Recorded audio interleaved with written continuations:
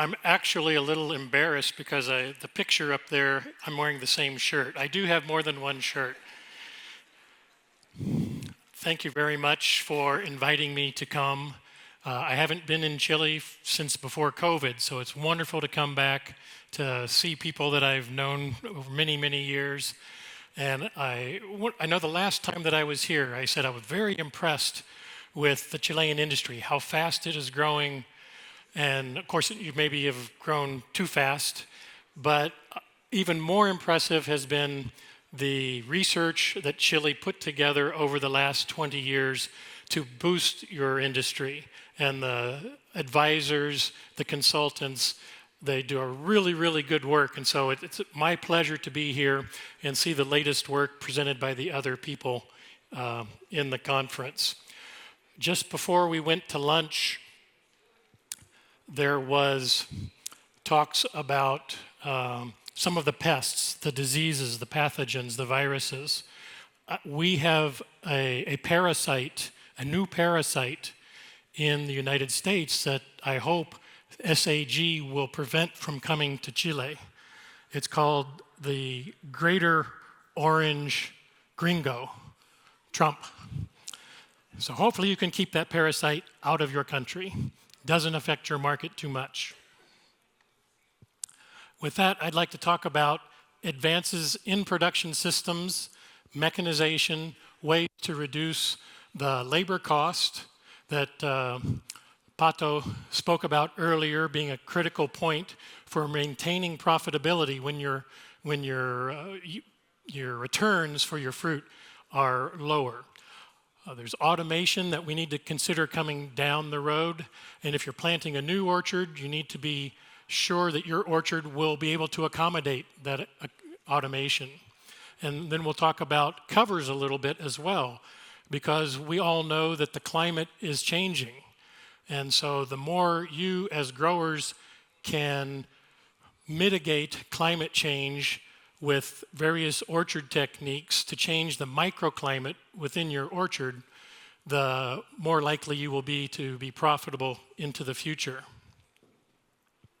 So planting your orchard, if you were going to plant a new orchard for the next 25, 30 years, you need to think about what varieties you have available, the current market opportunities, and your current labor economics, what rootstocks you can use to address those, what varieties you can use to hit those markets, and know which market window the best varieties will go into. Those are decisions that you make now for the near-term success. What I'm going to focus on is understanding the physiology and the horticultural manipulation of the cherry tree so that you can optimize fruit growth and understand some of the advances that we have developed over the last, we as a community of cherry scientists have developed over the last 20, 25 years, and how to use those techniques and use the understanding of cherry growth and physiology to keep up with changes in markets, changes in climate, changes in labor costs, and these kinds of things. The second half of my presentation will be talking about, for long-term success, some of the things we need to anticipate, but I won't talk about those until halfway through. So I like to begin every presentation understanding the physiology of the tree by letting you know what a cherry tree has evolved over centuries to do. A cherry tree evolved to live in a forest. Of all of our different tree fruits, it's the largest. A peach tree, a plum tree, an apricot tree will grow to a maximum height of around 8 meters in nature. An apple tree will grow to 12 meters. A pear tree can grow to 20 meters. But a cherry tree, this is the biggest challenge. The natural genetics that evolved for survival over centuries and centuries and centuries would make a cherry tree 40 meters tall. I took this picture during COVID when I finally had time driving on the highway with no other cars around to see the cherry trees growing in the forest in Michigan, where I come from. So you have to understand that the genetics of the tree, the physiological processes, are all focused within the tree to survive in a forest. That means it's competing for sunlight, and it grows in a way that makes it successful to compete for sunlight. Some of the factors that help it compete for sunlight are this vertical growth and apical dominance. That means the growth at the top of the tree inhibits the growth down below, because when a cherry tree is a seedling starting to grow in the forest, and there's all these large trees around, it needs to get to the top of the canopy very fast. It can't put energy into lower branches. So the apical dominance will put all of the energy in the top part of the tree. It has vertical growth then to survive. We don't want a tree that's 40 meters tall. We have to keep the tree smaller. So how do we fight against the physiology of the tree? We use horticultural tools like tying branches, bending branches, pruning to change the orientation of the tree. Then there's that acrotonic vigor. That's where we're talking about. We always maintain the highest point being the most vigorous. So this cherry tree is 35 years old. It still thinks it's growing in a forest. It's been in an orchard for 35 years. But look at where the vigor is. The vigor is all still in the top of the tree because the natural physiology is forcing that tree to try to survive even though it's in an orchard situation.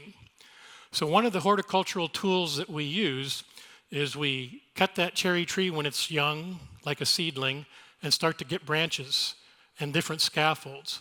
So the more of these leaders that we can put on a cherry tree, the more we can diffuse the vigor.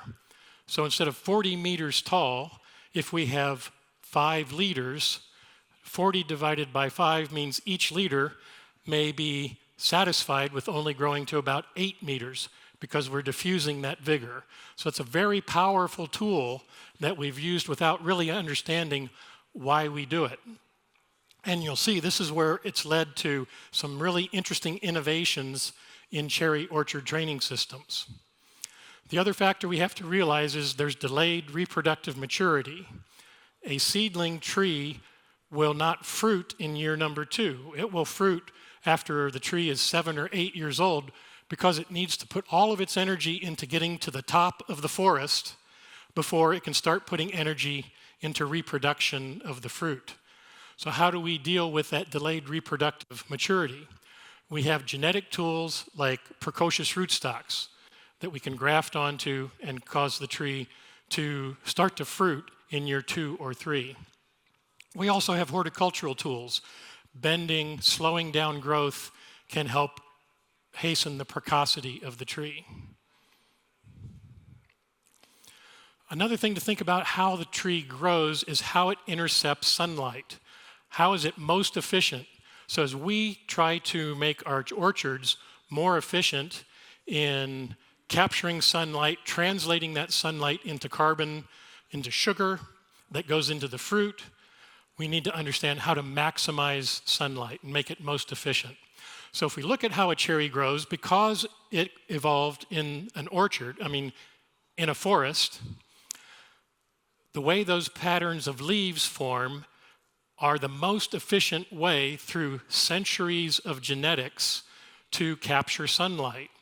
So we see acrotonic vigor, apical dominance, leaf orientation, all focusing on intercepting light as efficiently as possible. So we see the first leaf start to come out. Where does the next leaf come out? It comes out at 137.5 degrees from the first leaf. That's because it will not shade the first leaf. It's far enough away to not shade the first leaf.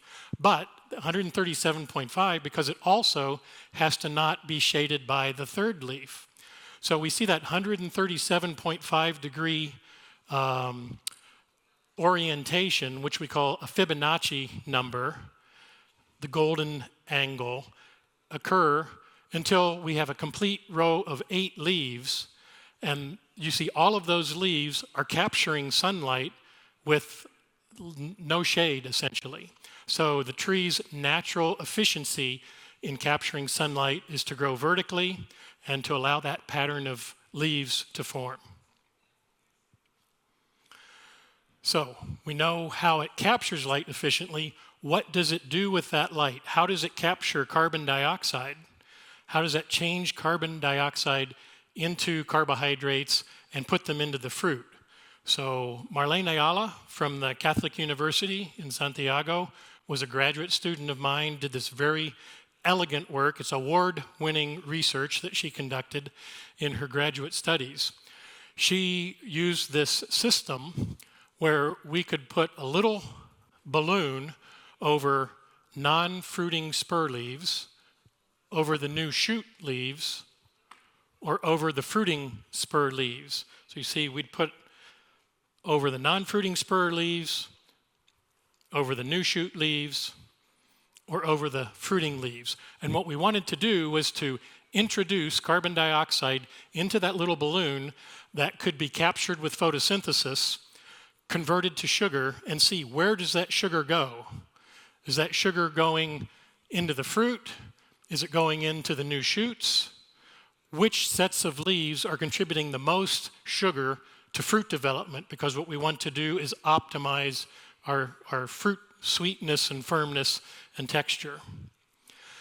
So this is boiling down years of research and significant work into 2 very brief slides.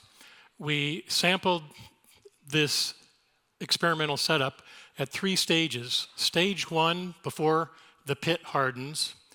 Stage 2, when the pit is hardening. Stage 3, in the early stage 3, when the color is beginning to change to yellow. Middle of stage 3, and final stage 3, right about ripening. And so we looked at the carbon contributing to the fruit coming from the spurs, either the fruiting spur leaves, you see with the spur leaves with the fruit, or the non-fruiting spur leaves. And at stage 1, we have 90% of that carbon coming from the spur leaves. That's expected because the new shoot is very small. It's just starting to grow. So there's very little carbon coming from the new shoot. But you see in stage 2, 3, and midway through stage 3, we're still getting 80 to 85% of the carbon moving into the fruit coming from those spur leaves. So this was a really huge understanding for us that the spur leaves are the major source of carbon, a critical source of carbon. So if we have small spur leaves, we're likely to have small fruit. If we have large spur leaves, we're likely to have large fruit. And the new shoot leaves, well, they don't really make much of an impact until right at the very end. 10, 15, 18%, not a significant amount of carbon until right at the very end of ripening. Then we get to 25%. So this colored our thinking in how do we design trees? How do we optimize the sun-exposed leaves and minimize shade leaves? You can see that if we could mainly have large spur leaves, we'd have a lot of crop opportunity for large fruit and good yields. When you see a lot of new shoot growth, this could be new shoots that are 1 meter up to 2 meters long sometimes. That is not contributing anything of significance to fruit growth, maybe a little bit at the end. But mostly what it's doing, it's contributing to extending that new shoot. And then you come in the winter and you cut that shoot off. So it's a waste of carbon. It doesn't make production of fruit efficient. It makes production of carbon. So one of our thinking, ways of thinking is we really should be minimizing our new shoot growth to a basic level and optimizing our spur leaf size. So large fruit is achieved with a balanced crop load, with good fruit size, fruit spur leaf size, and we need to balance the number of fruit with the total spur leaf area on the tree. One of the next questions that we ask about photosynthesis in trees was done by another student who was working at the same time as Marlene, Matthew Whiting. And Matthew is holding the International Cherry Symposium in Washington State in 2 weeks. Matthew put that balloon system over an entire tree. And what we like to do with that is to say, this helps us understand how much photosynthesis is going on in the whole canopy, because we have a lot of sun-exposed leaves and we have a lot of shade leaves on the inside. So it gives us a sense of how do we maximize photosynthesis of this canopy and sugar content for fruit growth in a whole three-dimensional tree. And we can see over here in these graphs that when we have the whole canopy and a mix of sun and shade leaves, it takes about 60 to 75% of full sunlight in order to maximize our photosynthesis, maximize our carbohydrates.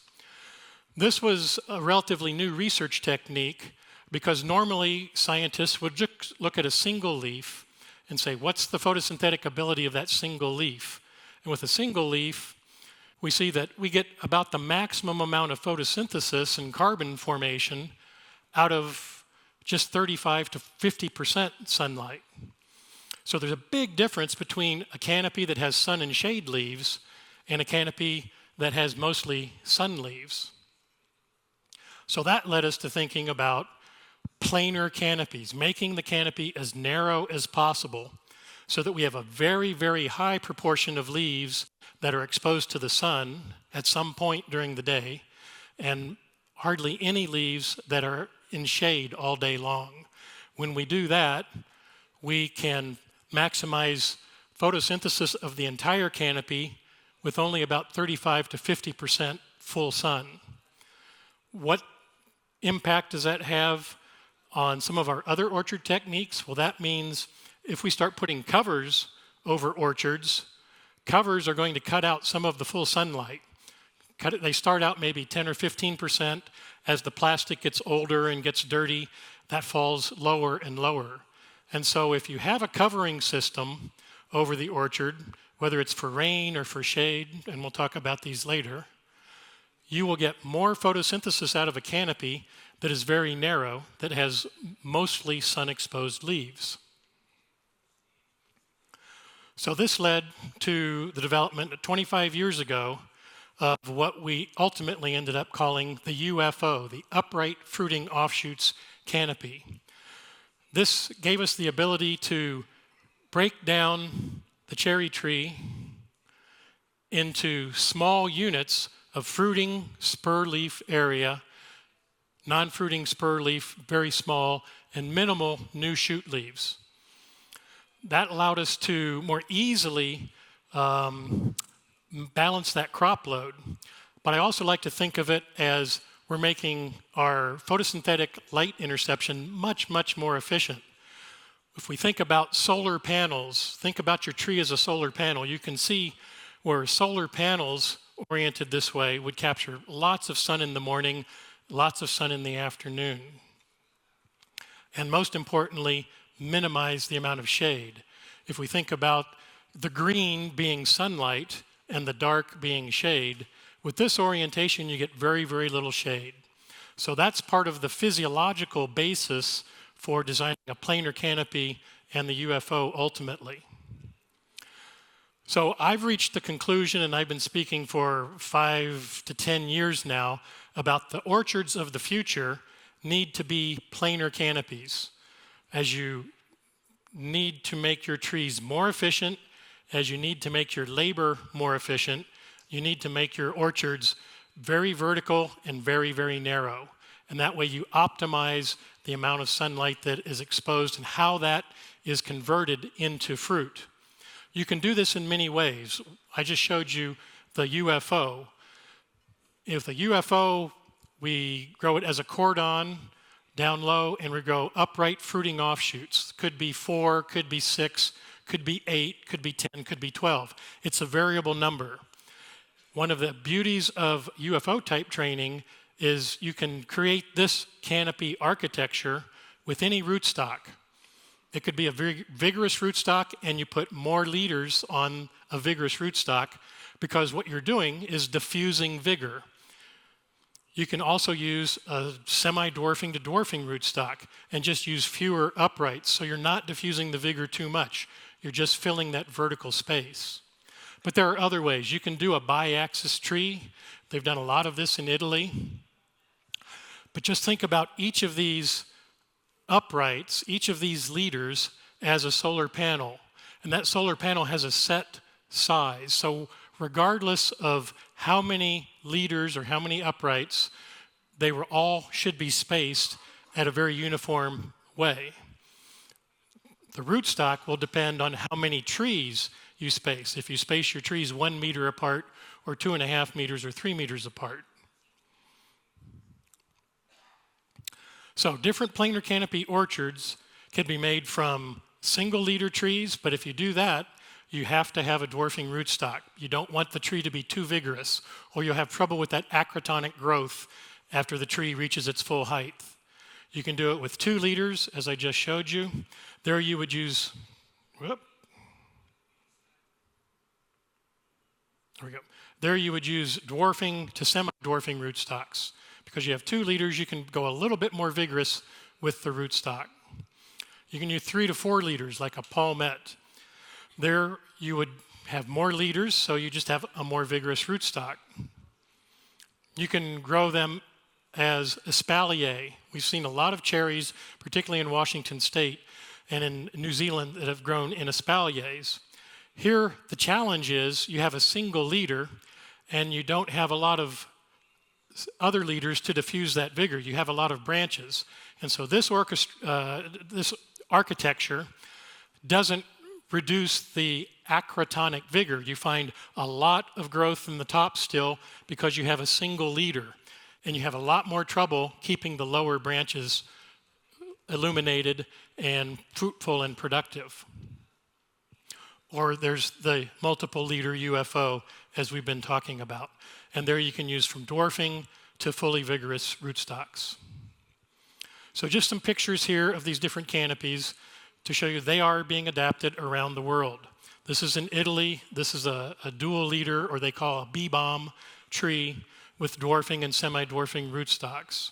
If the rootstock is too vigorous, they do root pruning to cut back on that vigor. Here's the same thing, a bee-balm in Switzerland.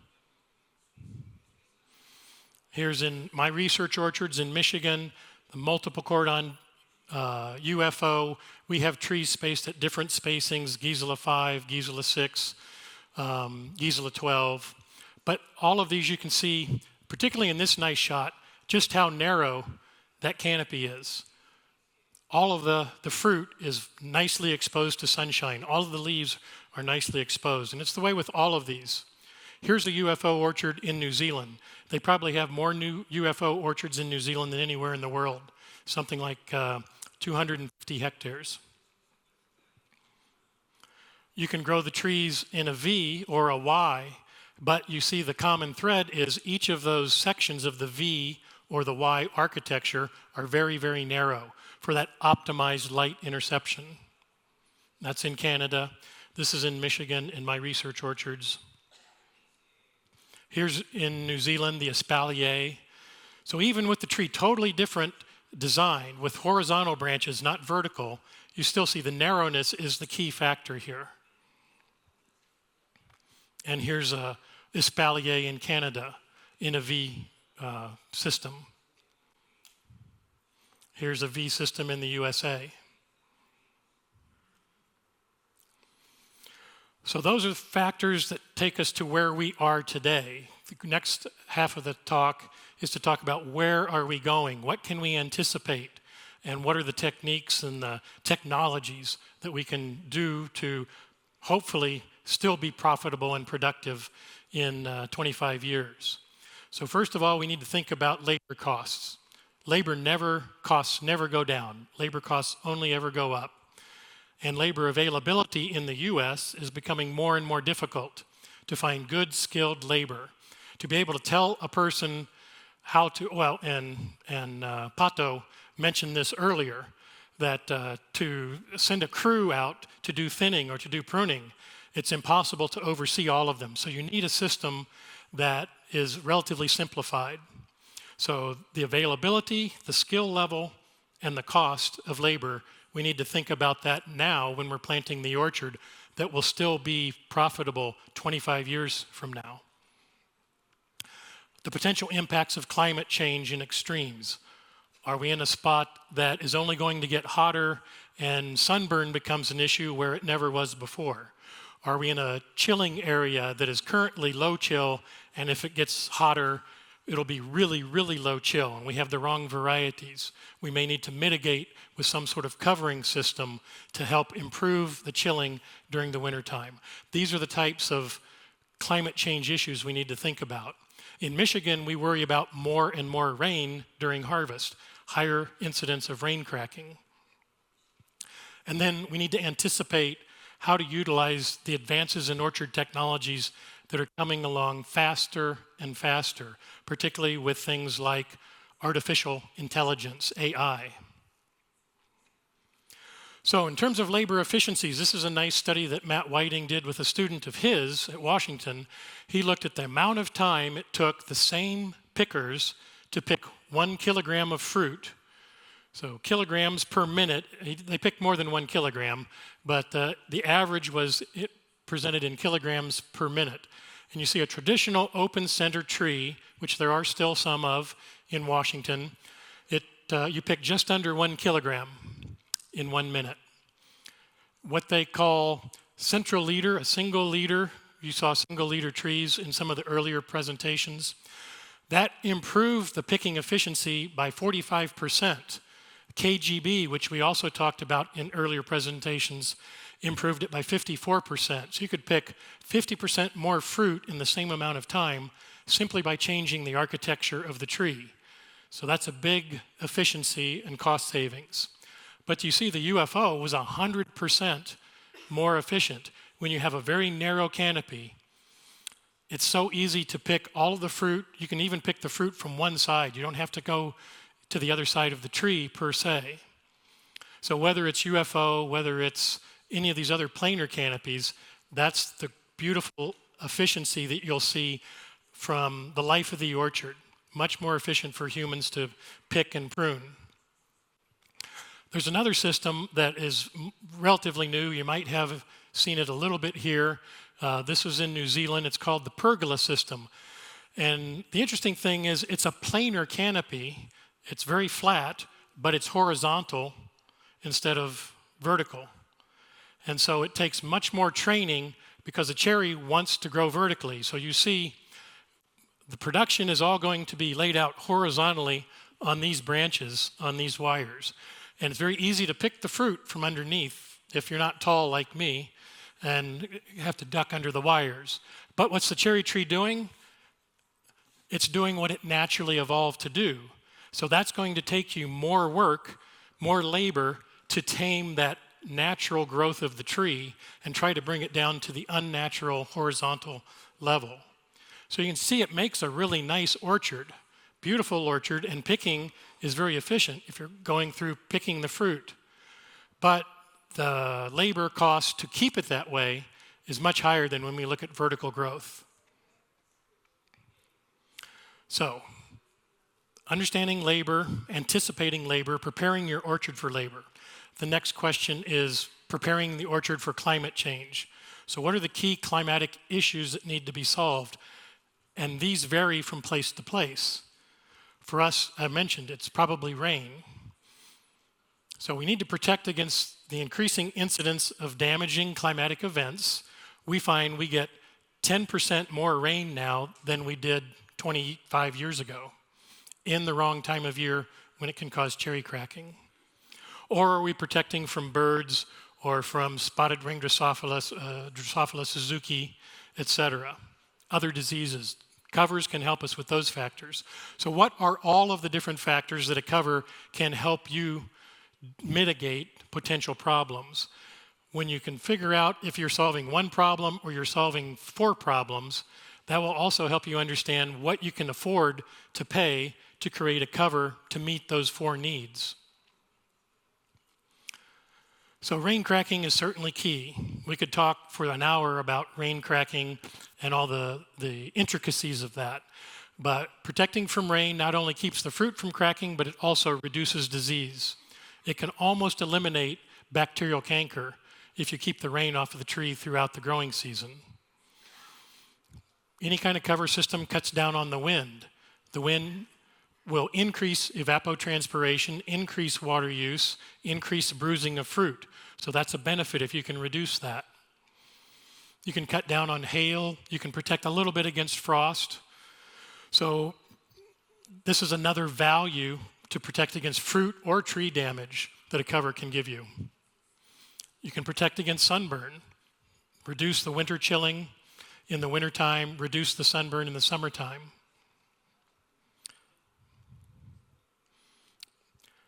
We can protect against birds, as I mentioned, against other flying insects and that sort of thing. Maybe we can even use covers to generate electricity. There are some people in Chile that are studying that, as well as around the world. So different types of protective covers I'll just touch on briefly. There are fenders outside that have covering systems. You can just do fixed pole covers, wires and poles. Those are probably the least expensive. You can do retractable covers with wires and poles that open and close manually or we'll see automatically.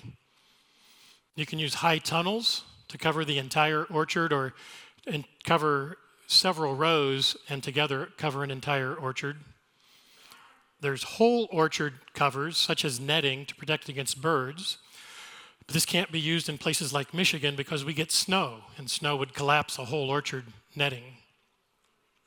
There's retractable roof greenhouses like the Cravo type greenhouse that can do all kinds of things, but you pay a price for that. And then, as I said, there's the consideration of manual labor to open and close versus automation. So here we can see, thanks to Marlene Ayala, she sent me this video from Del Santec covers here in Chile. Automation, very rapid, opening and closing. This is really where I think the future is going.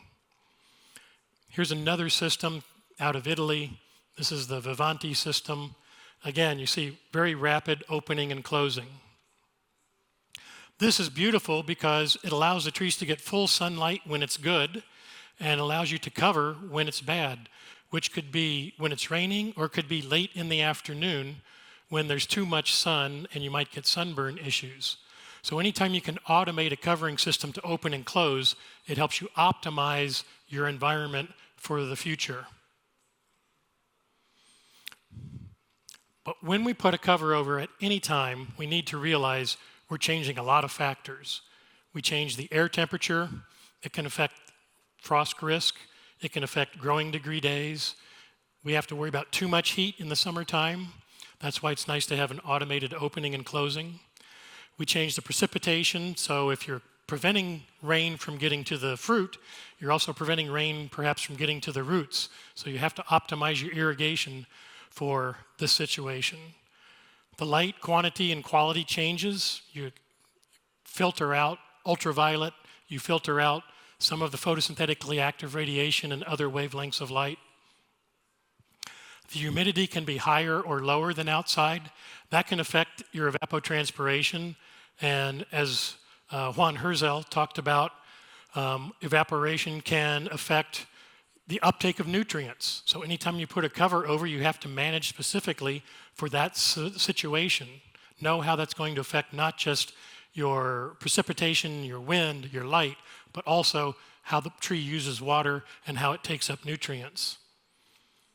So that's the last point there, lowering or minimizing the wind speeds. So when we change plant growth, we could cause earlier bud break, earlier bloom, increase our shoot growth, create earlier harvests. We change that environmental stress factor, and one thing we've found consistently under covers is larger fruit because we generally have better water relations under the cover. The fruit grows continuously. It doesn't stop growing during the day because of periodic stress. But we also know that if it's evapotranspiring less, we're taking up perhaps less calcium. So we have to keep those nutrient factors in mind. When we cut the wind down, we have less blemishes, we have less damage. If we have less birds, obviously, less bird damage. So the pest pressures can be suppressed. We can suppress some insects that don't like to live under covers, but also there are some insects that thrive under covers, like mites, like aphids. Also, some diseases can be suppressed by covers, others can thrive, like powdery mildew. So when you're deciding on making a cover decision, you need to know what your target market will return. How much can I invest based on what my crop is going to bring in? Know the potential benefits. What other benefits do I get besides a higher pack out? Do I get some disease suppression? Do I have to not use as much chemical spray to prevent certain pests and pathogens? And then know the challenges and the limitations of your systems. For example, snow loads in the north where we live. Stability of these covers. What kind of wind speeds do you have to be able to engineer your covering system to withstand? Lastly, we'll talk about photovoltaics, covers that can also generate energy. So what I like to think about is, as I've already shown, our trees are solar collectors. They're collecting sunlight, but they're converting it into fruit. That's what we've historically used for an orchard. But we have sunlight that's not being used by the tree and the fruit. Can we capture some of that sunlight and convert it to electricity? And it seems crazy, but there's an orchard in New Zealand that has demonstrated the value of capturing sunlight and becoming electric in our operations. I'll show that in a minute. Here's just trials. They're in Italy, they're in Australia, they're here in Chile, they're in Netherlands. You can generate electricity, capture it in batteries for use later. You can provide partial shade where that's an advantage. You can provide protection from the rain if you integrate the right sort of solar panel into your covering system. Here's a pear trial in Belgium. And so here's that orchard in New Zealand that shows when they were diesel, it cost them $56,000 per year in energy costs with diesel. They converted 100% to electric. Wind machines are electric, tractors are electric, they have solar panels on their packing house. It costs them $8,000 per year to run the orchard with electricity. So they're saving $48,000 per year by transitioning from a diesel-powered orchard to an electric orchard. That's very helpful in your profit margin. Lastly, new technologies.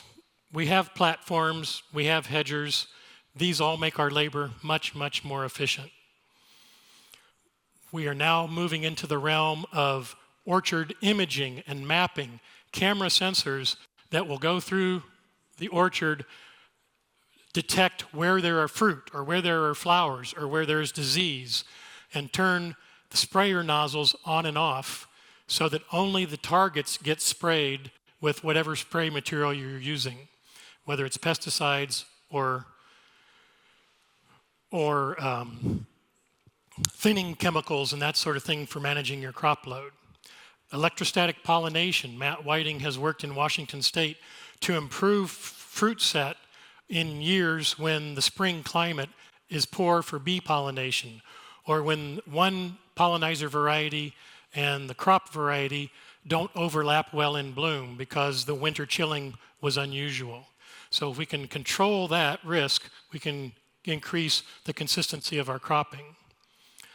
We are now moving into non-chemical precision thinning with that computer that maps the canopy. It can look at where are there heavy clusters, where there are light clusters from tree to tree to tree, and individually activate this spindle and that spindle and maybe these three spindles to thin the crop selectively to be much more precise in getting a uniform crop. Eliminate the heavy clusters, the small fruits, maximize the large fruits. And this is a really interesting idea. I'll show you this laser weeder. This is not a machine you would ever use, but it has worked out the technology to selectively kill weeds in a flat plane, in a field. As you can see, the field is flat. So think about the flat field now oriented vertically to a planar canopy. Here's the laser weeder moving through, identifying the good plants to keep and the bad weeds to hit with a laser.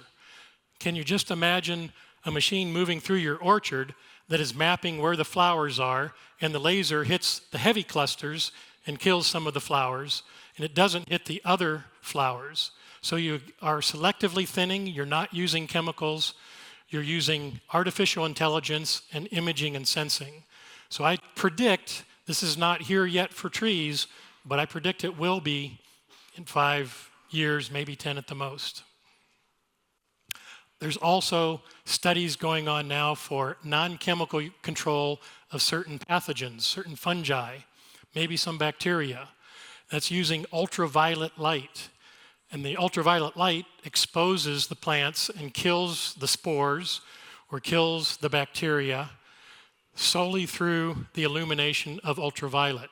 But this only works if you have a planar canopy, like tabletop strawberries or like grapes, as you see in these two pictures. It's now being studied in apples and in cherries.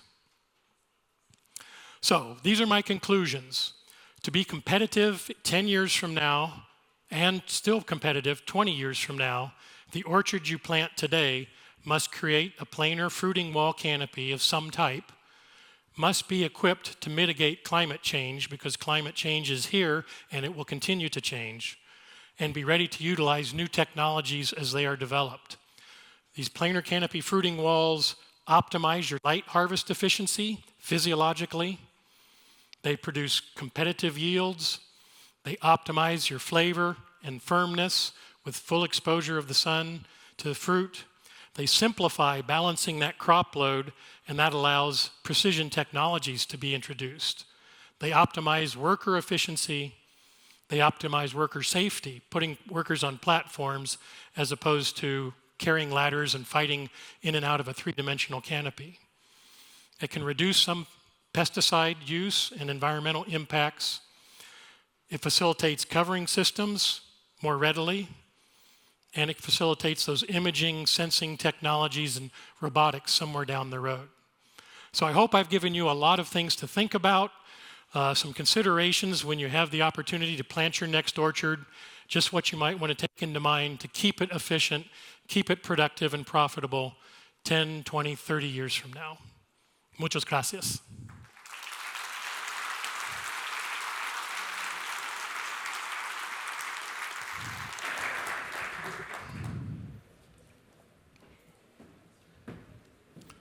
Do we do any questions or move on? Yes. Thank you, Gary, for your amazing masterclass.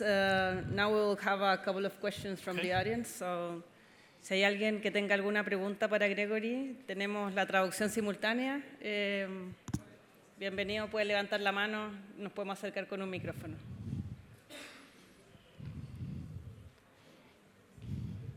¿Alguien por ahí? Allá, tenemos una pregunta.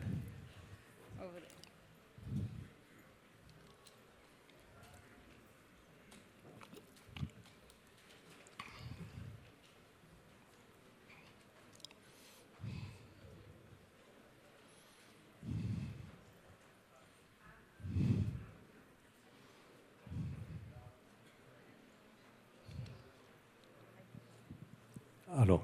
Sí, gracias. Buenas tardes. Una consulta respecto a cómo cambia la producción en estos sistemas más verticales, en estos sistemas UFO. Porque hay un montón de ventajas, pero una de las cosas que siempre se cuestiona en estos sistemas de más callo o más pasadas de tractor es el detrimento de la producción. ¿Cómo lo han visto ustedes? We've seen equal yields, sometimes even higher yields, when we have optimized the planar fruiting wall. The basic answer I can give you is lower production on a vertical wall, higher production on a two-wall V or a Y. But when you optimize the, I have to get rid of that. When we optimize the spur leaf size, that will dictate how many fruits you can maintain on an upright before you have to renew it. So there's many factors, obviously more than just 10 minutes of talking about UFO, to figure out how to optimize the system. Part of it comes with how often do you renew those uprights so you maintain young fruiting spurs, as I think it was Pato said earlier, 6 or 7 years at the most, and you want to renew those. That will help keep your production at a high level. So we've done studies with central leader trees, spindle type, with KGB trees, and with palmette trees. And we've had the highest yields in UFO in, I think, 3 out of 9 combinations of tests. So, and this wasn't just with our studies in Michigan. We did replicated studies around North America. In British Columbia, north of Washington State, they had the highest yields with UFO. We had the highest yields. In New York, they had the second highest yields. So there is some variability based on the user, who has the techniques and the skills to do it. But when you do it right, you can get equal or higher yields with a planar canopy.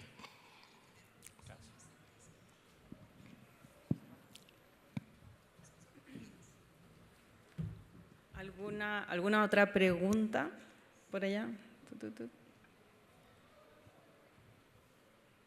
Anybody?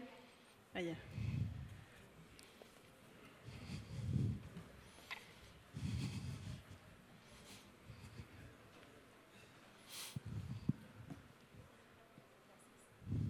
Hi, Gregory. Muy interesante el uso de la luz ultravioleta como control. ¿Eso es algo que está aún en investigación, en desarrollo? ¿Es algo que ya hay algún desarrollo concreto en algún huerto comercial? Y si es así, ¿qué relación de costo podría tener en beneficio a la aplicación de algún fungicida o plaguicida en general? Yeah, so that was part of my anticipating the future. There's research in grapes and in strawberries that's 5 or 6 years old. I don't know if it's been implemented commercially in those crops. It's only the last 2 or 3 years that it's been studied in apples and in sweet cherries. So there is none commercially available now, but the studies are going on to see which fungus, which bacteria might be controlled. Once they know which ones are controlled, they'll understand how many times you need to do the exposure to keep good control, which are the diseases, and then they'll be able to figure out the cost benefits. So that's still probably at least 5 years away. But the exciting thing is it's happening now. I was talking about this 5 years ago when I just strawberries and grapes. And so to see that the tree fruit scientists are now doing it is exciting for me. But it's not ready for the growers. Gracias. Una última pregunta ahí. Nati, atrás también. Okay. Ahí, chaqueta en burdeo.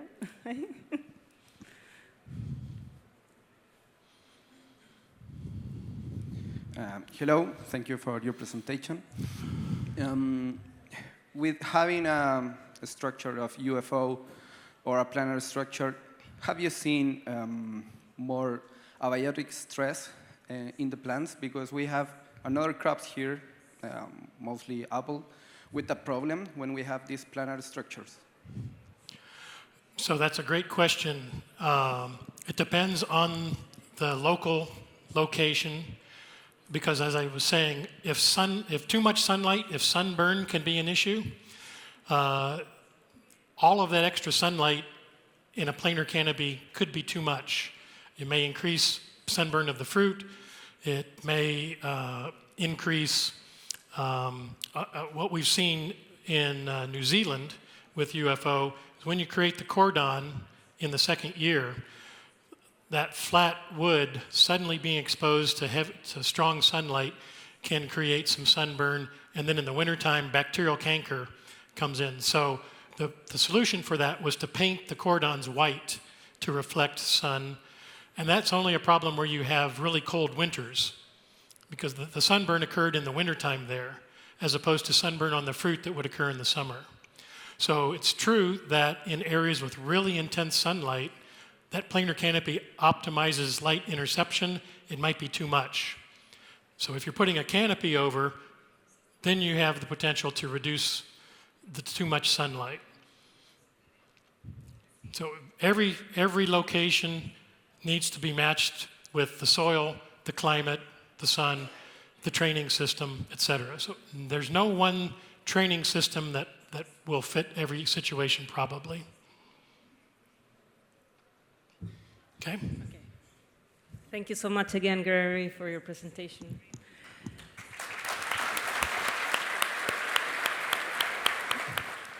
Bueno, lindo desafío después de la tremenda presentación de Gregory.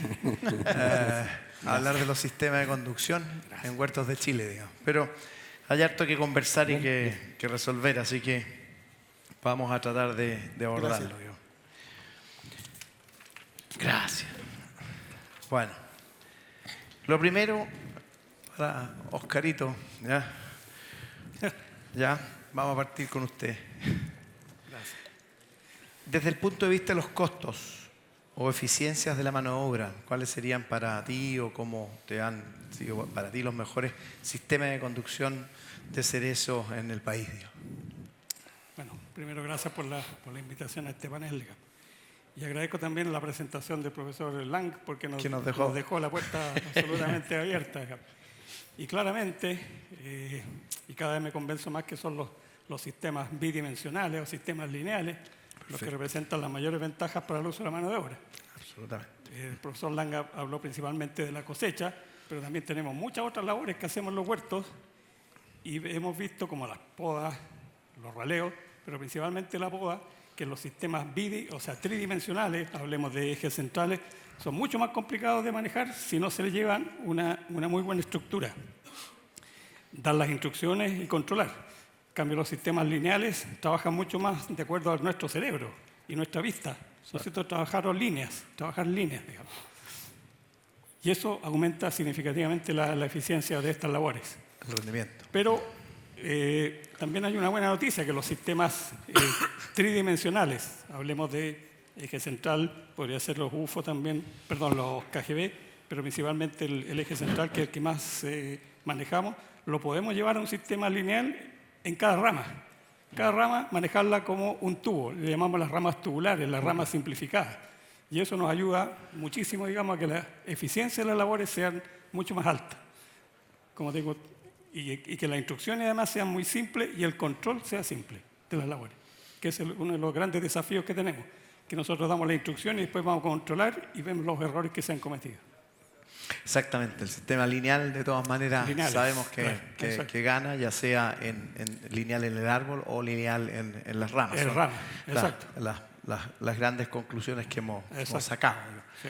Ahora, con respecto a tu juicio, las tres labores o manejos que más valor agregan a la fruta en el huerto de buen nivel técnico. Bueno, en la mañana vimos unas excelentes presentaciones y ahí nos quedó claro también, y a mí me queda también cada vez más claro, que lejos, pero por lejos, la regulación de cargas es la principal herramienta que tenemos para mejorar la calidad de la fruta. Estamos hablando de poda, poda mucho más tecnificada.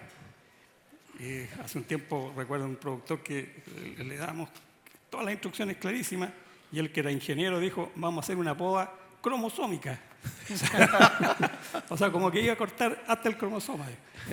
A eso me refiero yo, que trabajo de precisión. Perfecto. Poda y raleos de yemas particularmente, porque de ahí para adelante sabemos que ya la respuesta no la tenemos, digamos. ¿Cómo viendo? Y de esa manera ya tenemos, por lo menos yo creo, un 60% del trabajo hecho en cuanto a potencial de calibre. Después vienen las otras labores. Después, en segundo lugar, yo claramente la combinación riego-nutrición. Creo que es la otra etapa del manejo que agrega valor definitivamente. Cuando cometemos errores en riego y nutrición, nuestra fruta inmediatamente pierde categoría. Y en tercer lugar, yo pondría y ahí tuvimos también una excelente discusión con el profesor Fichet cuando nos habló de los reguladores de crecimiento. Creo que regulación de carga, riego, nutrición y PGR, ahí yo creo que está también las tres labores que yo creo que tienen mayor impacto en agregar valor a la fruta. Perfecto, una gran coincidencia con todo lo que hemos visto y todas las charlas que hemos visto. Vamos a pasar a hablar con Ricardo ahora. Hola, Jordi. ¿Cómo estás? Muy bien. La idea es que en Chile hemos incursionado en todos los sistemas de formación. Hay algunos que van ganando, que son más comunes en uso, pero siempre hemos dicho que cualquier sistema o dentro de los sistemas que hay, si los hacemos bien, digamos, son buenos. Pero lo que quiero que comentes, digamos, dentro del cuento es que se han cometido muchos errores en los sistemas. Y de repente decimos, oye, este sistema es malo. El sistema no es malo, lo hicimos mal, lo manejamos mal, digamos. Eso es típico de nosotros, digamos. Entonces, no sé si puedes hacer un recordatorio de los errores que hemos cometido en los sistemas más comunes de formación que tenemos acá. Perfecto. En primer lugar, buenas tardes. Muchas gracias por la invitación a este foro. Y claro, me ha tocado recorrer una extensa zona del país y hemos visto muchos sistemas de conducción. Quiero decir en primer lugar que todos sirven bien proyectados, bien manejados, todos funcionan muy bien, pero también nos hemos encontrado con muchos errores. Quiero partir por el más común, que es el eje central. Y el error principal que hemos visto es una falla de la combinación porte-injerto-variedad. Hemos puesto variedades autoestériles sobre porte-injerto vigoroso, teniendo siempre un árbol excesivamente grande, poco amigable, digamos, y muy poco productivo. Segundo, dentro de estas combinaciones, los bien llevados, también nos hemos equivocado en la distancia de plantación, al no considerar el tipo de suelo. Muchas veces también nos hemos equivocado en la cantidad de laterales que le estamos dejando al eje central. Y esto ha llevado principalmente a que tengamos pocos laterales excesivamente vigorosos, lo que también lleva a que el árbol sea muy poco productivo. Creo que también otro error que hemos visto en los ejes centrales es que las podas también, que en un principio son atuadas, bien llevadas, ningún problema, pero mal llevadas, no considerando la importancia de las ramillas, las brindillas y las yemas frutales de estas, dejando estos nudos muchas veces, ha llevado a que estos laterales pierdan utilidad antes de tiempo. Es decir, al dejarlos ciegos, eso va a producir fruta y después se seca, con la entrada consiguiente de enfermedades, disminuyendo rápidamente su tiempo de productividad. Y lo otro que hemos visto es que la renovación de estos ejes ha sido dolorosa para los productores. Es como que le cortáramos un brazo. Absolutamente. Entonces, y ha sido poco permanente. Si nosotros llevásemos esto en una práctica más periódica, la verdad es que como productor no duele y tendríamos un árbol renovado más rápidamente. Perfecto. Luego, el otro bastante difundido, KGB, hay algunas variedades que creo humildemente que fueron un error conducirla en ese sistema, pero el error se cometió principalmente porque en un principio se consideró que era un sistema muy fácil de llevar y que con un par de instrucciones podíamos llegar. Y la verdad es que nosotros somos chilenos, hay que explicarlo un poquito mejor. Y variedades como Santina, he visto KGB extraordinario, pero la gran mayoría de los que hemos tenido que volver atrás está en esta variedad, porte-injerto Colt, variedad Santina. Y es porque como tenemos una ansiedad por llegar a producir rápidamente, los ejes vigorosos que se están empezando a dar, ya tenemos que rebajarlos y ahí es donde duele. Absolutamente. Y eso ha llevado a que rápidamente esa combinación pierde el sentido y tenemos que cambiarnos rápidamente a un multieje. Lo otro que hemos visto también, una gran cantidad de ejes que ha llevado a una sobreproducción. Tenemos que regular la cantidad de ejes para regular carga. Y finalmente, aquel huerto que está maduro, muy productivo, necesariamente tenemos que hacer raleo de yema, el ajuste de carga. Y eso no lo dijeron al principio. Claro, Y la gente como que se quiere olvidar, pero hoy día es fundamental. exactamente. El otro sistema que para mí es más común incluso que el eje del TSA, puesto que mucha gente confunde ambos sistemas, está formando un TSA y tú dices, no, un eje central. Es un eje más bajo, con muchos laterales, en donde creo que el error principal ha sido no considerar la importancia de las brindillas y las ramillas en este sistema de conducción, en la poda inadecuada, y en que hay que tijeretear todos los años permanentemente y tener el cuidado necesario para dejar por lo menos una yema vegetativa en este corte para que esa ramilla brindilla no se nos seque en la temporada siguiente. En la renovación de laterales y, partiendo un poquito más atrás, en la estimulación de laterales en la formación. Hemos también incurrido en errores, hemos fallado y han quedado generalmente menos laterales de lo que necesitamos. Y también tener consideración que depende de la variedad de porte injerto, tenemos una cantidad máxima de laterales. Es muy común encontrar en combinaciones con Gisela 6 sobre 28 o 30 laterales y eso rápidamente, dependiendo de la zona, va a ir en desmedro de la calidad del huerto y la sanidad misma del huerto, por estrés. Absolutamente. Y ahí agregarte un poco, Ricardo, en el caso del eje, que también me ha tocado, muchos ejes en los cuales cuando aprendimos a ramificar, ya sea con incisiones, con pintura, digamos, de repente muchas ramas que nos cuesta sacar, digamos, Sí. y terminamos con un eje emboscado, digamos, que no tiene la fruta afuera y ya renovarlo es tarde, digamos, o sea, nos entusiasmamos con las 30 ramas y la verdad es que son demasiadas.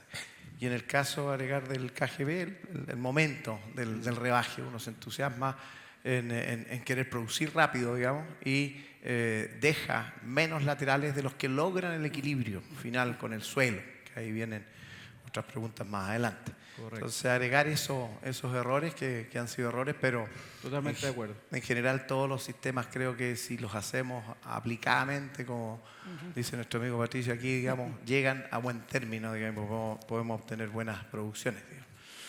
Ahora, Richard, cambiándome al tema de las estructuras que vimos ahí, algunas con Gregory muy bien presentadas, digamos.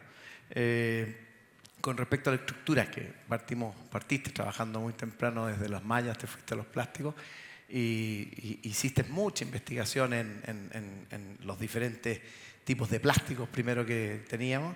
Entonces, por ahí va la primera pregunta, digamos. ¿Qué consideraciones debemos tener para el éxito de un establecimiento, de un proyecto bajo techo? Estamos hablando de los techos blancos, transparentes. Bueno, mira, es casi lo mismo que cuando uno planta una variedad.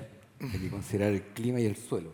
Absolutamente. Te dicen, oye, ¿por qué? Bueno, la experiencia muestra que si tú estás en una zona sur, ¿no es cierto?, donde tienes menos días soleados, y tienes probablemente un 40% de tu oferta radiativa total en la temporada, que es día nublado, y el 60% es día soleado, ya tienes que considerar el factor luminosidad, es fundamental.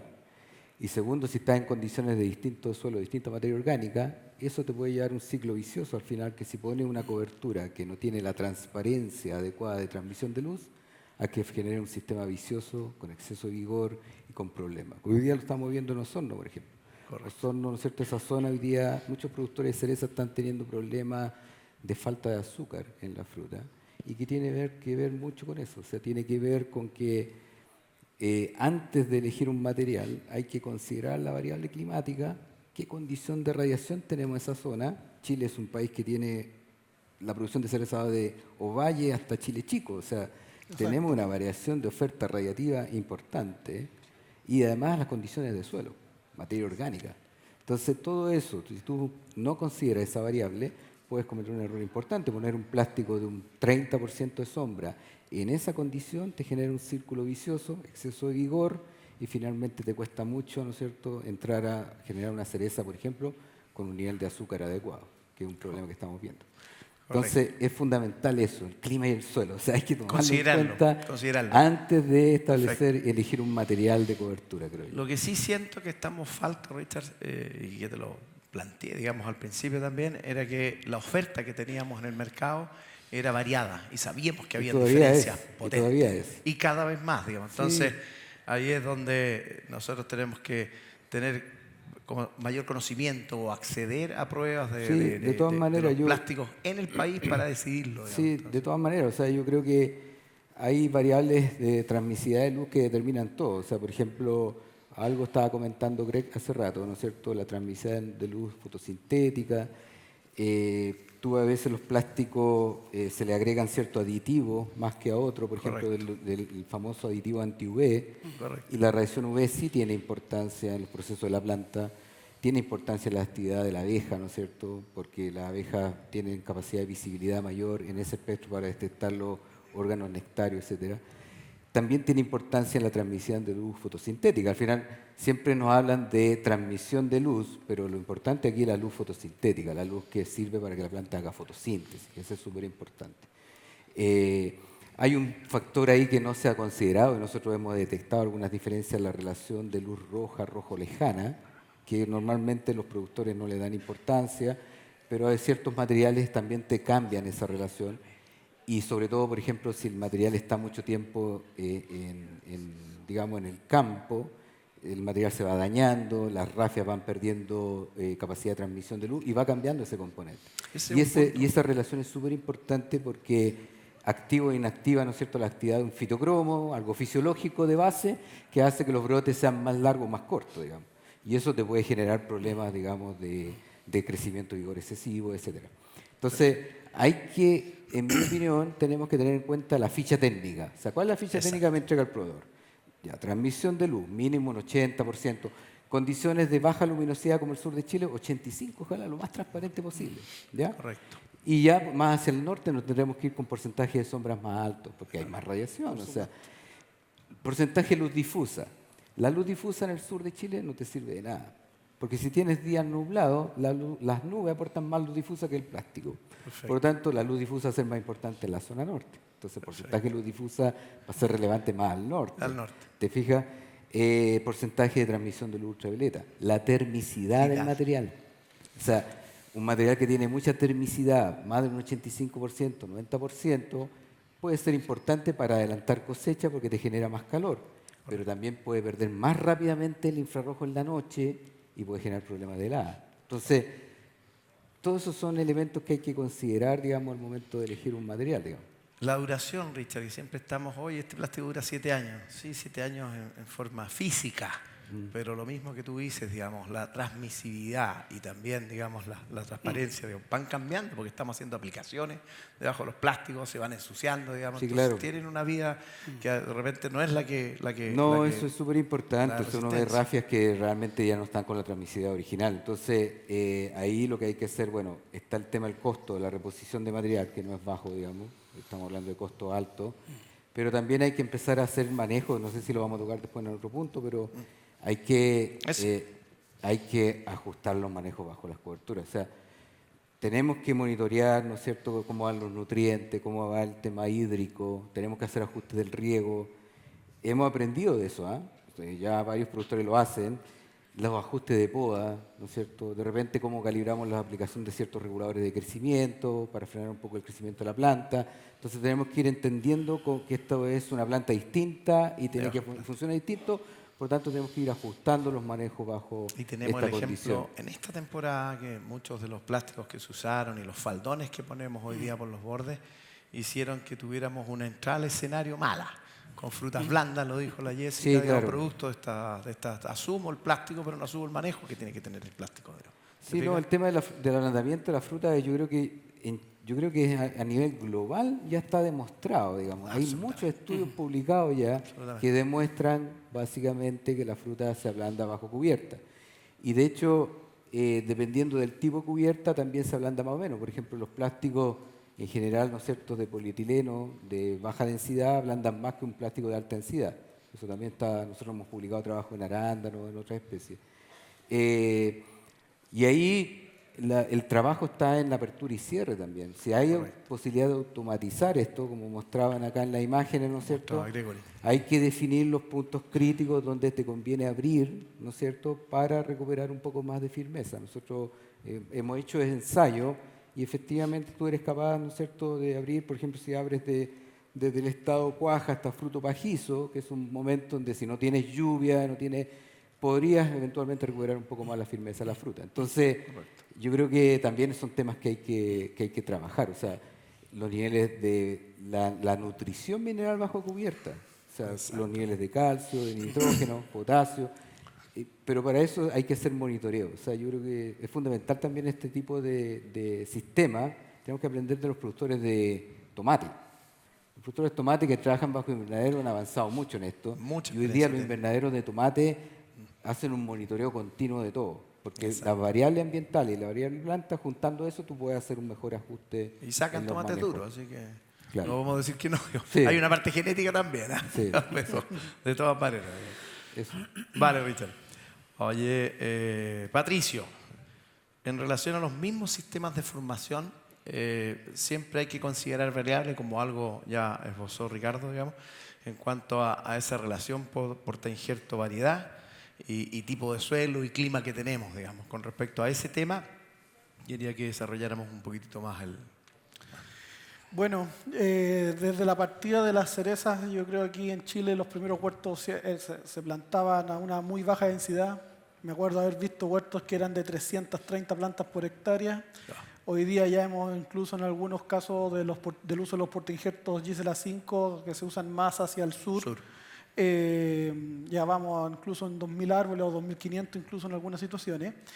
Pero si tuviera que decir un sistema de conducción que se adapta mejor a todas las variedades y a todos los portainjertos, sin duda son los ejes. Yo creo que el error que cometemos también con los sistemas de conducción más novedosos, como los UFO, los KGB, etc., es que cometimos el error de creer que eran fáciles de llevar. Yo creo que son fáciles de cosechar, pero no simples de formar. Y sin ir mucho más allá, en la misma estadística de los KGB, es que yo creo que se han devuelto a hacer una copa, un vaso español, solamente por el mal manejo que hemos tenido. Tal como dijo Ricardo, de repente uno le exige o le pide que hagan X cantidad de cortes para renovar ramas, para sacar las ramas gruesas, para mejorar la intercepción de luz en la canopia, y les duele hasta el alma hacer un corte. Esa rama que quedó para el año siguiente porque no tuvieron el coraje necesario para poder sacarla, ya significa que al otro año el sistema de conducción ya no va a tener la misma renovación, va a tener una renovación que es mucho más alta, mucho más difícil de lograr, con menos rebrota y que ya se salió de lo que era el esquema original. Todos los que nos vinieron a enseñar acá, el profesor Lang, el Linglon, el King Green, hablando del KGB, el Matt Whiting, fueron siempre categóricos con la renovación de la madera y con la remoción de las ramas gruesas. Y eso yo creo que nos faltó a nosotros ser más categóricos y perderle el miedo a eso y aprender de los que más sabían de estos sistemas. Otros sistemas que para mí me gustan mucho y que además permiten o que acercan más hacia la mecanización son los sistemas de Vitrelli, que también ya sea en Norteamérica o Nueva Zelanda son de los más plantados. Sobre todo hablando de los portainjertos Cole, que permite diluir el vigor en estos dos ejes. Haces una muralla, un muro de fruta, que también, yéndonos a lo que dijo don Oscar, de trabajar ese metro, esa línea de fruta, facilita mucho eso, y que además permite trabajar en estas plataformas de trabajo como las máquinas Vilo, etcétera, y que te puede facilitar ya sea la cosecha, la poda o cualquier tipo de manejo dentro del huerto. Eso sí, tienen una estructura que entre palo, alambre, etcétera, que es un costo mayor, por supuesto, que si lo comparamos con los ejes, pero sin duda alguna yo creo que eso a largo plazo se paga. Yo dentro de lo personal trato de acercar las plantas lo que más se pueda, sin interferir obviamente en la intercepción de luz, pero también de poder conseguir un huerto más bajo. Correcto. Pedestre. Por lo más pedestre posible. Por dos situaciones. Recuerden que la mano de obra no mide 2 metros aquí, ¿ya? Ni 1,80 m tampoco. Y dos, también hay otra situación que mientras más alto tú tengas que llegar a sacar la fruta, uno, la gente no lo hace, por más que pelees, discuta y los devuelva 100 veces, no lo hacen. Y dos, también estropean la fruta. Botas al suelo, machucas, desgrana, etc. Cada vez que tenga que subir 50 centímetros más arriba, es cada vez peor. Entonces, por eso trato de, en estricto rigor, impulsar a mayores densidades. Y en los portainjertos de bajo vigor, para cerrar esto, creo que son mucho mejores los TCA o los ejes, porque tratar de diluir vigor en más ejes te queda un árbol demasiado débil. Estos portainjertos ya imprimen más fertilidad y siempre es mayor la cuaja en estos portainjertos. Entonces trato de hacerlo solamente en un eje y que incluso cuando tengo suelos demasiado pobres trato de plantarlo un poco más profundo y más para que se afranquen un poco y sean árboles un poco más equilibrados. Así que yo creo que eso, graficándolo rápidamente, es lo que tenemos en este país, pero en productores novatos creo que es mejor un eje bajo que cualquier otro sistema que sea más difícil de formar.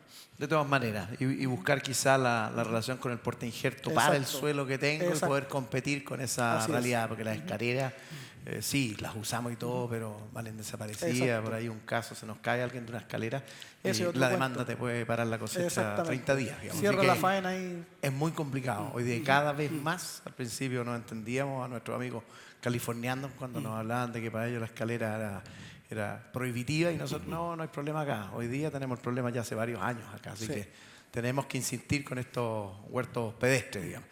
Ahora, una opinión general y al grupo, digamos, porque de la presentación de Gregory como que me encantó el tema de diluir en la cantidad de ejes que tengan la relación pensando siempre en lo plano, que es muy cómodo, digamos.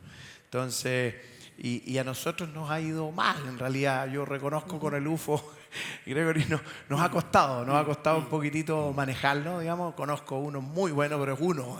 Entonces, ¿qué piensan del que nos ha faltado en el manejo del UFO? Porque esto de diluir en 2 ejes, o en 3, o en 4, pensando el vigor, como que es lógico. Más todavía si en el caso de los techos, ocupo techos más chiquititos, todo como que se me arregla, digamos. O sea, es interesante pensando en el futuro. No vamos a dejar de plantar cereza. Yo sé que estamos en una crisis hoy día, pero esa crisis tienen que salir los huertos más viejitos, dejarlos más nuevos y empezar a trabajar las nuevas cosas y mantenernos, digamos, obviamente. Entonces, ¿qué opinión tienen? Si todos quieren opinar, yo feliz, digamos. A ver, yo no manejo UFO, digamos, y los pocos que conozco están mal hechos, digamos. Entonces yo no buscaría por ese lado porque no tenemos, o quizás nos falta mucho camino todavía por delante, digamos. Pero hoy día, como el mercado cambió, tenemos que hacer los cambios. O sea, no nos podemos quedar en las mismas cosas. Entonces, si seguramente estamos haciendo mal algunas cosas, tenemos que dar los saltos hacia adelante, digamos. Porque lo contrario nos vamos a quedar con sistemas anticuados, digamos. Pero a raíz de la pregunta que tú me hiciste, ¿no es cierto?, desde el punto de vista de la eficiencia de la mano de obra, claramente los sistemas bidimensionales, los sistemas planos, la llevan en distintas partes del mundo y lo estamos viendo. Ahora son más caros, la inversión es mayor, pero estamos pensando en ahorrar jornadas después, digamos, en poda, en cosecha, digamos. Exactamente.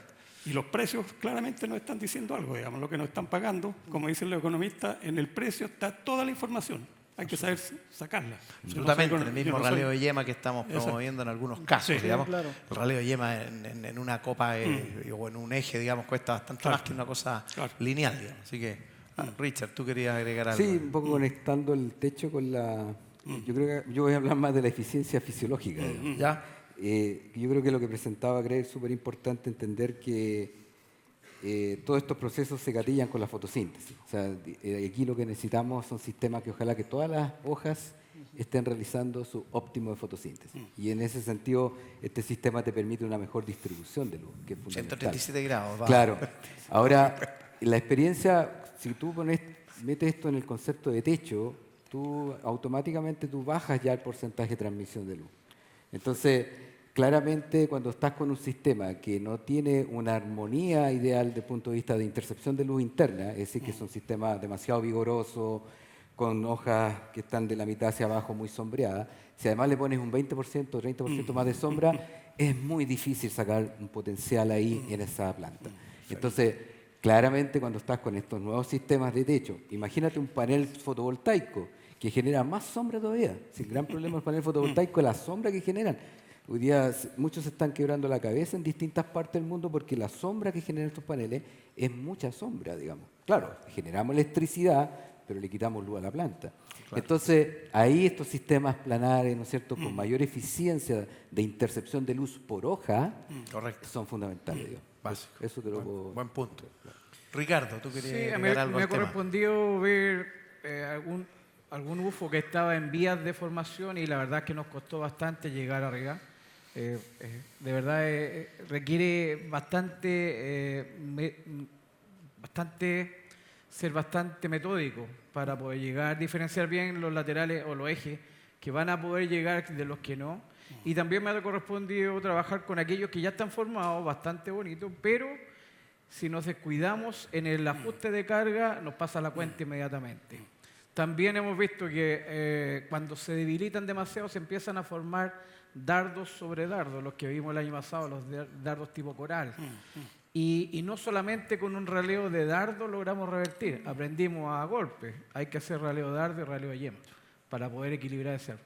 Sumamente productivo, la verdad es que la cosecha es un placer, pero nos ha costado un poquito formarlo. O sea, es bonito cuando llegamos y está listo. Y está hecho, sí. así funciona. Sí. Pero ese es el tema. Algo para ir cerrando, digamos, es que en el fondo tenemos todavía ejes, digamos, tomando lo que dijo Patricio, digamos, los ejes lo más bajo posible, buscando la relación con el portainjerto y el máximo de plantas por hectárea, totalmente de acuerdo. El bitrelis es un sistema que se nos ha acomodado bastante para diluir vigor, sobre todo con los col, digamos. Es definitivamente el camino hacia buscar ahorros, digamos, y eficiencias productivas, como nos dijo Oscar, digamos. No cometer los errores que si copiamos algún modelo o traemos un sistema, hay que ser muy mateo en llevarlo, si no los resultados son, no los mejores, digamos. Así que con respecto a eso hemos hecho nuestro resumen de los sistemas. ¿Algo más que agregar, don Patricio? Sí, algo que mencioné en la mañana en mi presentación, porque todo esto tiene que partir también de hacer un huerto uniforme. Yo creo que nosotros tenemos que llegar a lograr poder explicar una labor de poda, de raleo, de lo que sea, de ortopedia, etcétera. Ojalá con una instrucción A y una B a la gente y no más que eso.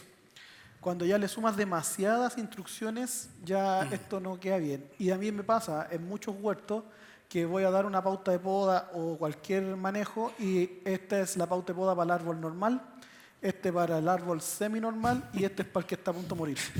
Entonces, si se lo explicas a la masa de los trabajadores, ahí la mitad de eso no entendió nada. Correcto.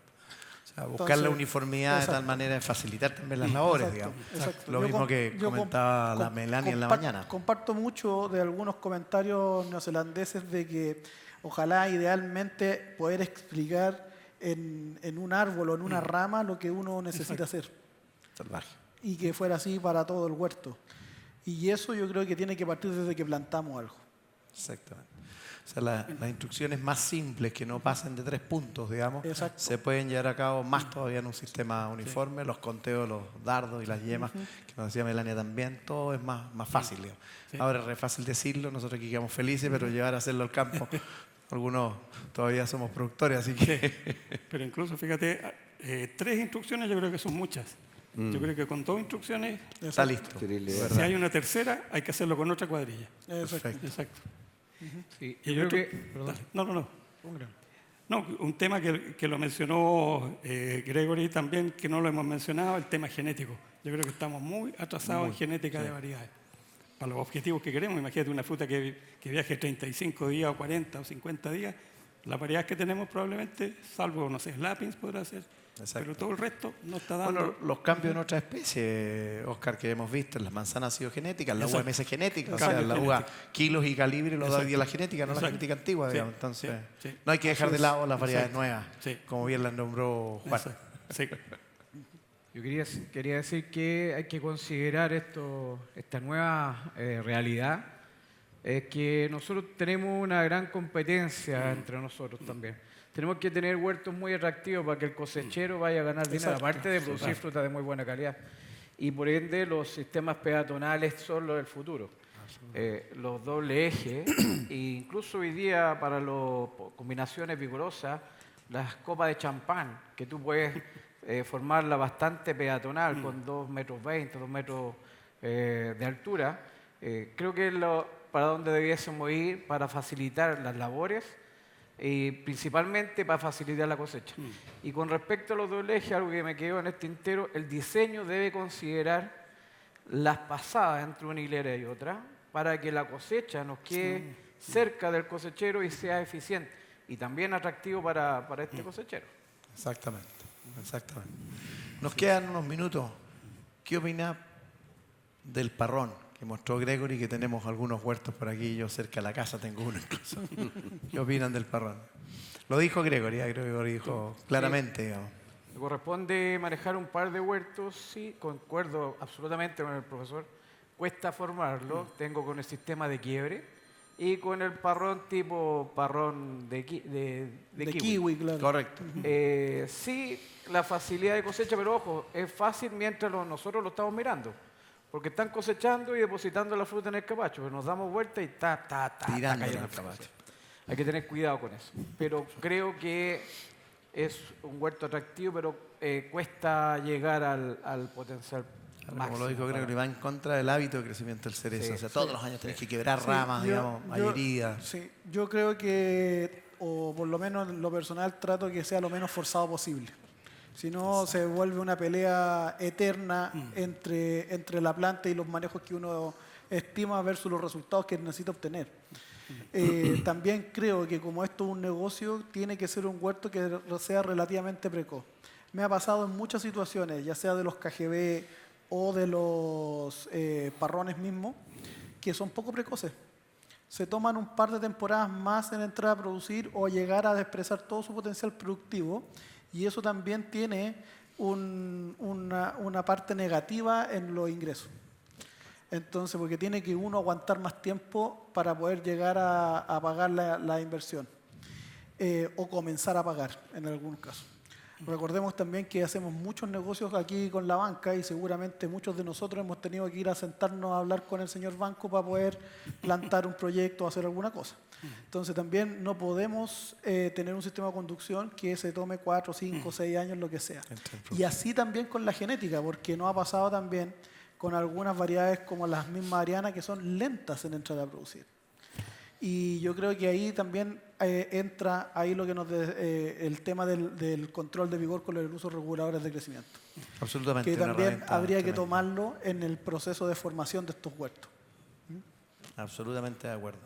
Sí, yo no me imagino el sistema de techo para el parrón, porque en kiwi la experiencia muestra que hay que modificar la altura, dado, ¿no es cierto?, la necesidad de ventilar este sistema. Entonces ahí se puede haber un problema técnico. Y de hecho en kiwi está ocurriendo, digamos, hay que determinar ciertas alturas distintas porque tiene que haber un sistema de ventilación, por si no se pone una capa límite y eso te puede aumentar la temperatura. Y claro, la eficiencia de esas hojas, digamos, puede ser muy distinta a si están sin la cubierta, digamos. Absolutamente. Entonces, en la también misma un tema a carga, discutir que igual técnicamente. le pone unos 40 Sí. toneladas fácil, digamos, Exacto. en algunos Sí, casos. eso es un tema técnico que... Estamos hablando de 15, 20. Digamos. Sí. Así que les agradezco la participación Muchas y todo gracias. el entusiasmo. Así que muchas gracias a todos. Ok. Mi pregunta va, porque ustedes tienen bastante experiencia en sistemas de conducción, en la comparación entre los sistemas con ramas horizontales y las ramas verticales. Por ejemplo, un UFO o un KGB versus un sistema ENI. Quisiera saber la experiencia que han tenido en términos de la renovación de ramas de cada uno de esos sistemas y si han visto que esos huertos tienen menor vida útil que otros. ¿Y por qué? Buena pregunta. ¿Usted? Gracias, Marlene. No sé, Jordi.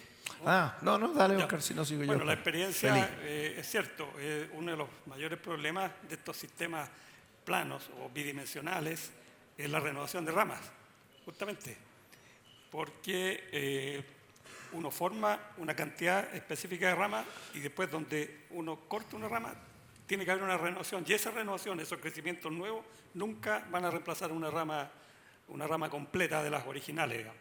Eso pasa incluso con el KGB, que nosotros pensábamos que iba a ser muy fácil la renovación y no ha sido fácil, digamos. Entonces ese es un punto en contra de los sistemas de Vitelis o los sistemas UFO, que como digo yo no los domino, digamos, pero los sistemas planos en general, digamos. Y por eso yo pienso que para nosotros todavía la tecnología está al nivel de manejar mejor los ejes, creo yo, por ahora. Aunque para el futuro creo que vamos a tener que hacer los cambios. Pero los ejes manejados como ramas tubulares creo que tienen mejor oportunidad de renovación. Haciendo cortes gruesos, puede que tengamos mejor renovación que en estos sistemas más lineales, más planos. Y por supuesto que ese corte invernal. Invernal. De todas maneras. De todas maneras. Y agregar, depende mucho del porte injerto. Hay porte injertos que cuesta mucho menos renovarlo, como los vigorosos, digamos. Y los que son más equilibrados, los famosos GISIL, nos cuesta bastante más renovarlo, ya sea, digamos, en renovación vertical o horizontal. Yo no sé si Marlene se refería también a la calidad de la fruta de una rama endardada horizontal versus una vertical, ¿o no? No, yo me refería a la viabilidad o utilidad de ese huerto en términos de cuánta vida tienen estos sistemas con ramas horizontales o verticales. Si esos sistemas han visto ustedes, tienen mayor o menor vida que otros, por ejemplo el eje.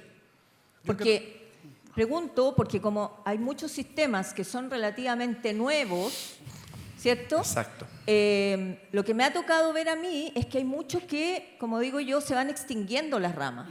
Es difícil sacarlas. Entonces, no sé si han visto que la vida útil de esos huertos es menor. Dale. Buenas tardes. Lo que he visto en general es que si nosotros partimos mal, utilizando mucha ramilla, brindilla, con yemas frutales en la base, la vida de ese huerto se termina acortando. En cambio, si nosotros vigorizamos y partimos privilegiando el vigor de estos huertos, la renovación se hace mucho más fácil. También la renovación tiene que ser temprano. Temprano me refiero al sexto año, séptimo año, no esperar 8 o 9 años para renovar una rama. Me refiero al sexto año porque recién desde el tercer año empezamos a obtener producción en estos huertos. En esos casos, los huertos se han mantenido bastante bien y pueden tener una duración bastante extensa, digamos. Me tocó ver algunos Itrelli o Tatura de prácticamente 20 años con estos sistemas de renovación. Sí, yo quiero agregar que en el fondo hasta el día de hoy, como dice Marlene, hay muchos de los sistemas que son más nuevos y los más viejos tienen 18, 20 años y hasta el momento están bien, digamos. No me atrevería a decir dura más un eje estos adultos. Ahora sí teníamos unas copas, aquí como dijiste, 300 plantas por hectárea que tenían, digamos, 30 y 40 años, digamos. No sabemos si estos huertos nuevos van a durar, pero lo relacionaría más con el porte injerto, digamos. Los patrones más enalizantes creo que están durando un poquito menos, pero también están sumados a que es más fácil tener problemas o cometer errores de estrés. Y tenemos más hongo de la madera y tenemos más cosas de ese estilo, digamos. Más que a la vida por el tipo de formación, Marlene. Así que creo que hasta el momento no lo puedo ver claro, no lo puedo ver muy claro, digamos. Sí, yo creo que si hay un sistema de conducción que, por lo menos lo que me ha tocado ver a mí, que es el que menos dura en el tiempo de producción, claro, útil, o de vida útil, como decía Marlene, yo creo que son los KGB. Porque al solo posponer una temporada esa remoción de esa rama que está vigorizando y que está obstruyendo el paso de la luz en la canopia, su renovación es nula o de muy mala calidad las ramillas que puede emitir y que ya se empieza a desviar de lo que es el sistema original. En cuanto a los ejes, yo creo que si haces un corte más grueso en pleno invierno, tienden a brotar un par de ramas más equilibradas que la primera que sacaste. Pero yo creo que la clave de esto es partir temprano, porque incluso cuando uno genera ramificaciones de la incisión o de pintar yema, siempre hay una rama o un par de ramas que toma más vigor que todo el resto. Y yo creo que si es primero o segundo año, hay que sacarla al tiro. Cosa de mantener el equilibrio entre todas las ramas. Una cosa que comparto con Ricardo también es que cuando uno tiene ramas muy débiles, generan una base de ramilla también que se alarga mucho hacia adelante. Entonces tiene tanta fruta que al otro año florece, se seca, pero ya murieron todas esas yemas que eran las que tú tenías que generar una renovación desde lo más atrás posible. Este Prunus tiene mala renovación de ramilla, a diferencia de su pariente Prunus persica, que tú te puedes ir a una ramilla del año lo más atrás posible y tienes fruta siempre. Aquí no.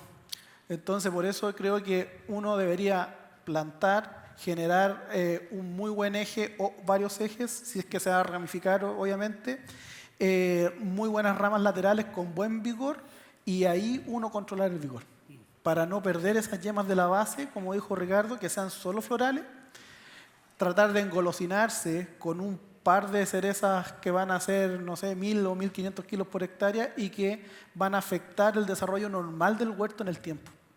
Eso yo creo que le quita vida útil en sí a todo el manejo restante de los otros 10 o 15 años del huerto. Porque claro, yo le decía ejes de 20 años, yo veo uno que fue plantado el 87 sobre Santa Lucía. O sea, tiene mi edad. Entonces, y todavía sigue siendo productivo y no nos ha permitido arrancarlo. Bueno, no sé qué va a pasar ahora, pero es Bing y Convan y Estela, etcétera, variedades que son más antiguas sobre Santa Lucía, que eran los portainjertos que se usaban antiguamente. Pero sigue batallando, todavía produce entre 12 y 13 toneladas y los calibres se defienden. Entonces, yo creo que todo está en ser más categórico con la renovación y no posponer un año creyendo también que esa rama de más vigor va a aportar algo de fruta al flujo de la producción. Yo creo que eso es un error. Va a morir por genética ese huerto ya. Sí, exacto. Pero ese es un drama, digamos, que en el fondo... Yo creo que los hongos de la madera van a matar los árboles antes que el sistema de conducción. ¿Tenemos espacio para una pregunta más? Sí. Un espacio para una pregunta más. Todo el tiempo aquí. Por allá.